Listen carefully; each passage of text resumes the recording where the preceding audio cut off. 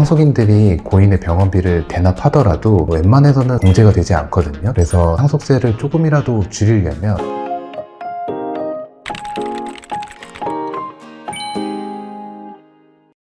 안녕하세요. 상속의 모든 것 정지윤 세무사입니다. 사고로 갑작스럽게 돌아가시는 경우를 제외하면 고인이 살아계실 때 병원비나 간병비를 좀 지출하시는 경우가 많은데요. 이때 병원비를 상속인이 대신 대납한 경우에 상속세에서 공제가 가능하냐 이렇게 여쭤보시는 분들이 많아서 영상을 좀 짧게 한번 준비해봤습니다. 그런데 자식이 병원비 내준 거 정도는 상속세에서 빼줘야 되지 않나요?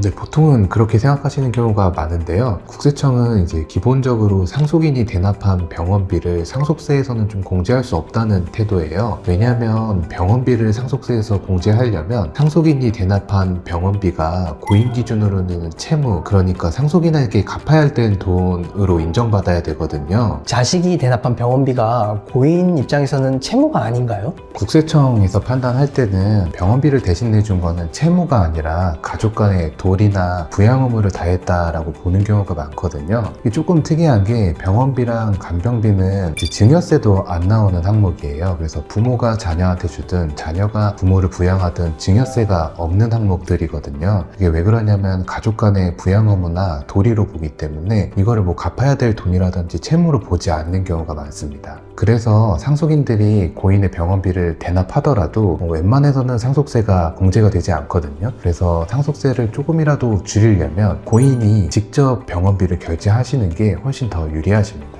혹시 병원비가 상속세에서 공제되는 예외도 있을까요?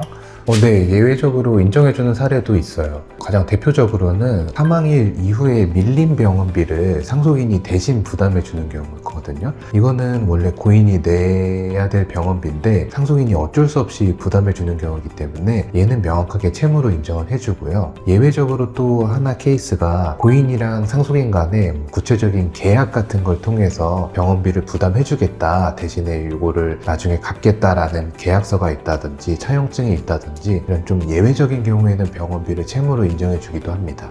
가족에게 계좌이체해주고 그 금액으로 병원비를 대납했으면 어떻게 문제가 될까요? 원래 고인분이 돌아가시기 10년 이내에 상속인분들한테 계좌이체한 금액들은 보통은 사전증여로 처리가 되는 경우가 많아요. 근데 이 사전증여 받은 금액 중에 일부를 고인을 위해서 병원비를 결제한 경우에는 사전증여에서는 좀 차감해주고 있거든요. 예를 들어서 이제 고인한테 이체받은 금액이 한 1억 정도 되는데 그 중에서 한 3천만 원 정도는 고인의 병원비를 위해서 사용하고 7천만 원 정도를 본인이 가졌다라고 하면은 3천만 원 정도는 사전증여에서 제외를 해주고 나머지 7천만 원만 상속재산에 포함하게 되어 있습니다.